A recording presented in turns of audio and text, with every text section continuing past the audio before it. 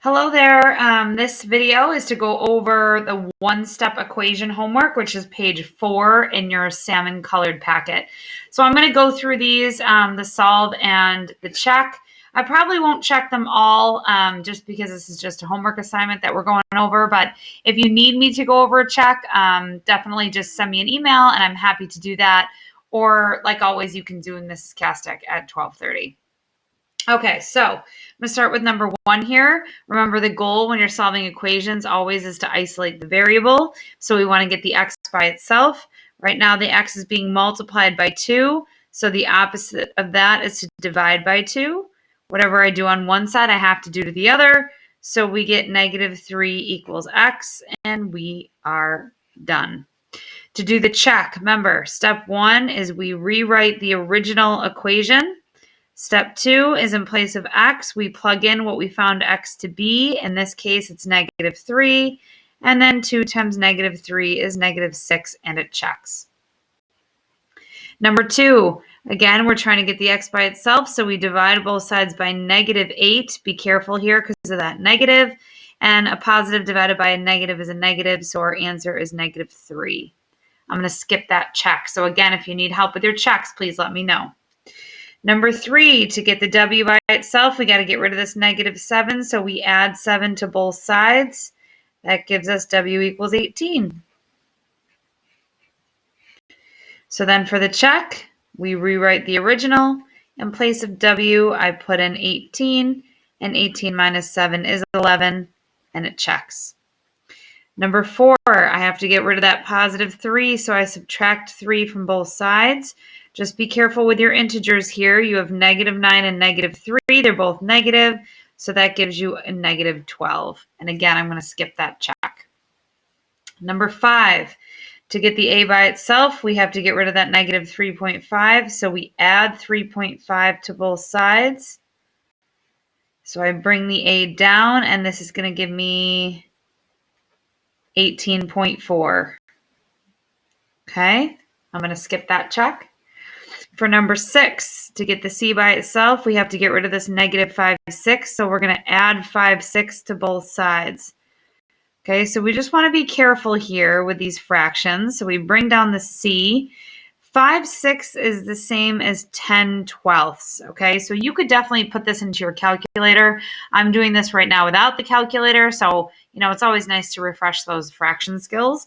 So in order to subtract these fractions, we do need a common denominator. So we have -11/12 and +10/12, which gives us -1/12 for C. So I am going to do this check just because it's a little bit harder than some of the others because of that fraction. So we start by rewriting the original, and then we plug in the value of C, which is -1/12. I bring everything else down. Again, -5/6 is the same as -10/12 minus 1/12 is -11/12, and our equation checks. Okay. For number 7, to get the d by itself, I have to divide both sides by 1.6. This is going to give me d equals -2. I'm going to skip that check.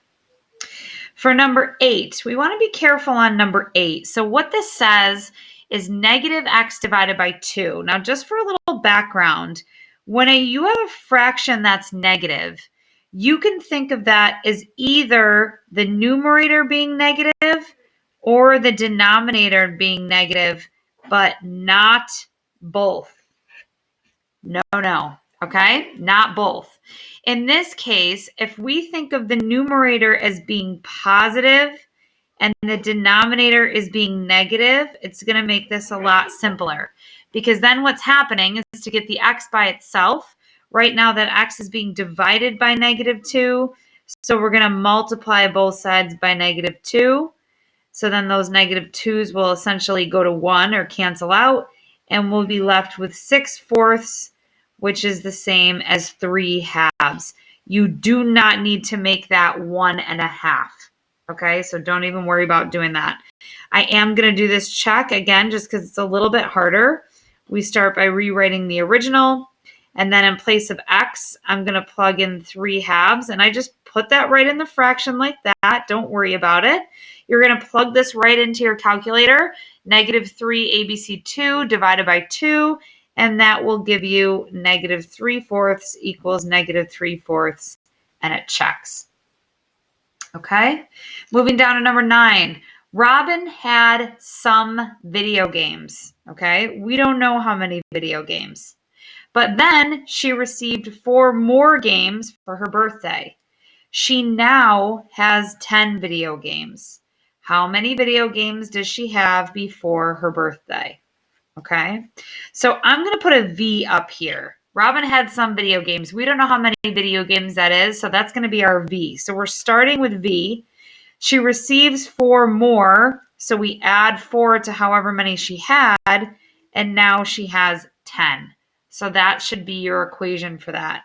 To solve this equation, we subtract 4 from both sides, and we get V equals 6, which we need to label. So our solution is she had 6 video games. Okay? And then number 10. At a restaurant, Mike and his 3 friends. You always have to be careful here, okay? They try to trick you. If you have Mike with his 3 friends, that's 4 people, okay? Keep that in mind. They decide to divide the bill evenly, okay? You really want to be underlining and circling those key words so that you know how to set up your equation. Then we know that they each pay $13. So what is happening? Oh, sorry. And then the question says, how much was the bill? So we're trying to figure out the bill. So let's start with the bill. Okay. So now we go back and read what happens to the bill. Well, they divide it. So we're going to divide it evenly between Mike and his 3 friends. So that's 4 people. And when they divide the bill by 4, they each pay $13. So that's going to be your equation. B divided by 4 equals 13. So then to solve this, we're going to multiply both sides by 4, and we get B equals 52. So our solution is the bill was $52. Okay? Hopefully that went all right. Please rewind the video, watch it again if you need to. Or like I said, feel free to shoot me an email or Zoom with Mrs. Castic at 12:30. Okay? Thanks so much. Bye-bye.